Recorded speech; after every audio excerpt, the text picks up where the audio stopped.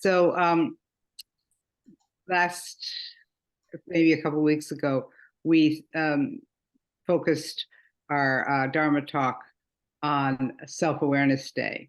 And as I was looking through these holidays, which, God, there's several on every day of the year, I came upon one that is celebrated or on October 1st, and it's called Less Than Perfect Day.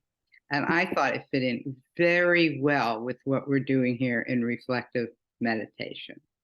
And it fits in well to celebrate it late and not very perfectly on October 8th rather than October 1st. Right. We didn't get that perfect. No, no, no. And so this is the description of this holiday.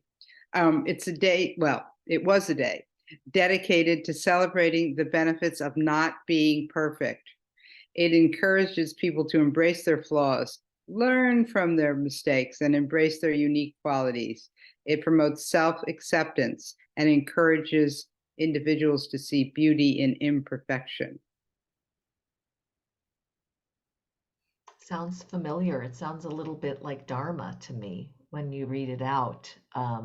And also the direction of our Dharma practice of reflective meditation, of leaning in the direction to accept the conditions that we live in, to understand them more, and really to be quite gentle with ourselves rather than so striving.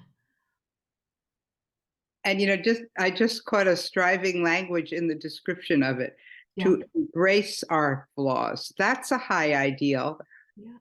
Rather than to be able to be, in some kind of not so reactiveness with our flaws, but really to embrace them. I don't know about Well, that. at some point, let's say, at some point we might be able to do that, but that's not usually our first reaction.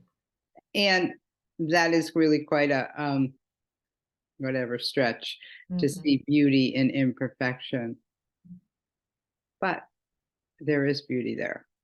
And Nellie, I had a thought about that because there is the type of pottery where, where it breaks and then you fill it in and it becomes, makes the pot more beautiful. You know this as a potter, right? Well, it's interesting that you should bring it up, Linda, because I'm in the middle of trying to buy some of that stuff because I have enough broken pots, and I thought, well, that would be interesting rather than gluing them together, which is what I've done. I could put this gold stuff if it's not too expensive.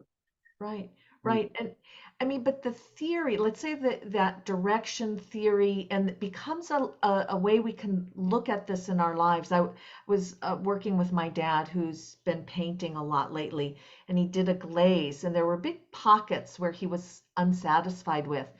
And I said, well, let's hang it on the wall and look at it and see, does it make it better? Does it make it more interesting? Is it worth keeping some of those flaws? And we hung it up and no, it wasn't. He wants to redo it. But it just the idea of doing that rather than throwing something out when a mistake was made. Right. And I think that theory, no, practice of putting gold to mend broken pottery comes from Japan and probably comes as a Buddhist influence out of Japan. Right. So, there's beauty in the brokenness. Yeah. Right. And we can highlight it rather than glue it together like I do and try to hide it.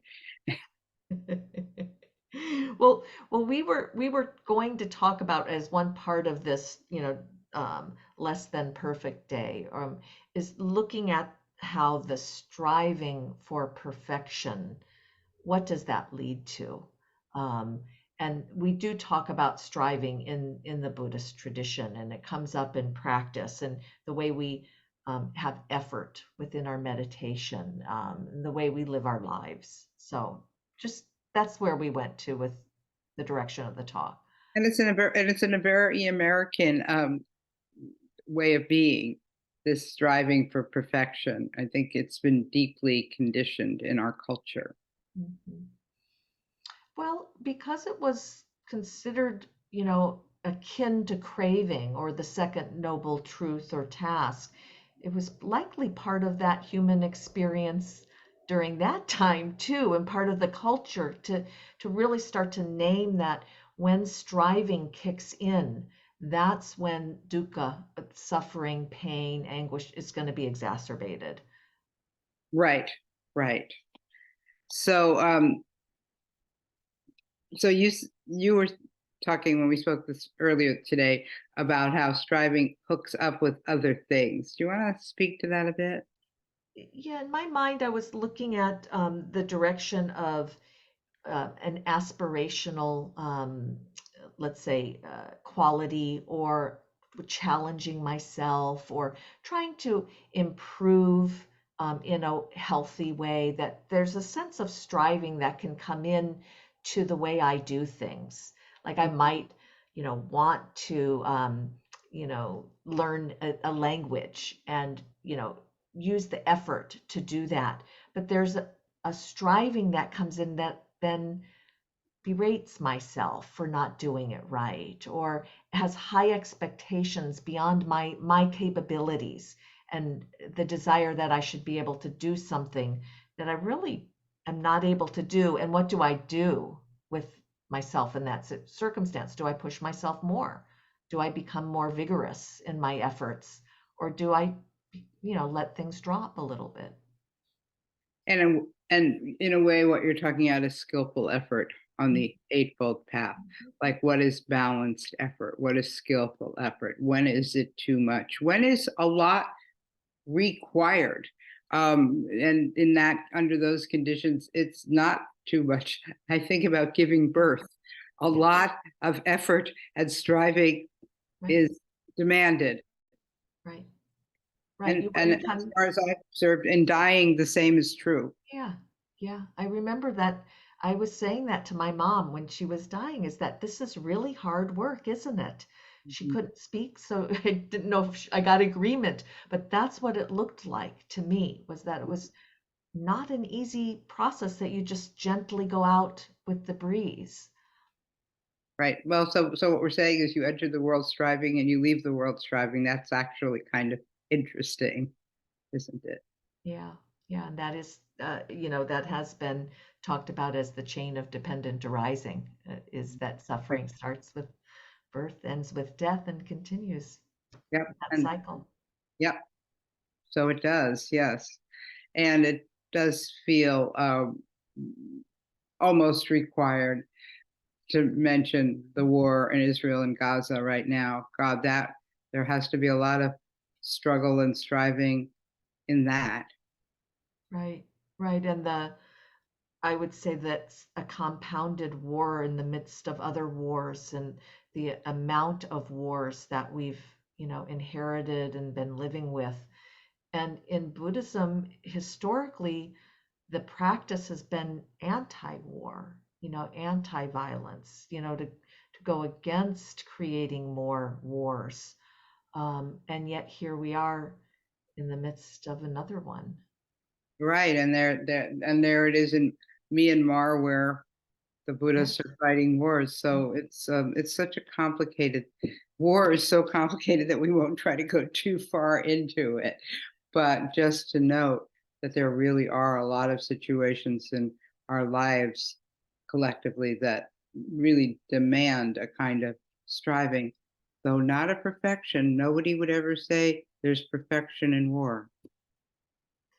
No, but the kind of striving to be right, or to be the best, that this kind of comes up. And that's one of the things behind wars, like there's a kind of striving to be, I wouldn't say perfection, but to be right, or to have something, well, maybe a perfect world, you know?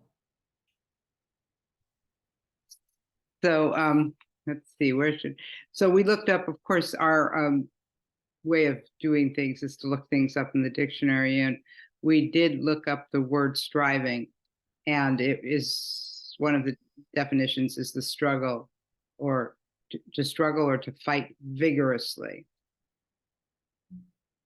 And we were wondering, we can kind of feel that in ourselves, when we take something up, a cause or an activity, that vigorous fight or struggle comes into our bodies often, that we can feel a kind of anxiety or a pressure, or for me, a pain. You know, I often get like pain in my body when I'm trying to push myself to do something beyond um, my limits, and that is individual for each of us. There's not a line we can draw and say, you're striving now. We are all striving. It's something that we have to look at and often not reflect upon in our practice. And in reflective meditation, in some ways, when we're saying, just get comfortable, just allow what happens to occur, just be curious and gentle with it, we are giving instructions that go the opposite direction from striving. Against the grain, against the stream. Yeah. Against the striving stream, for sure. Yeah. Yeah. Okay. I think that might be our ending of the Dharma talk this morning.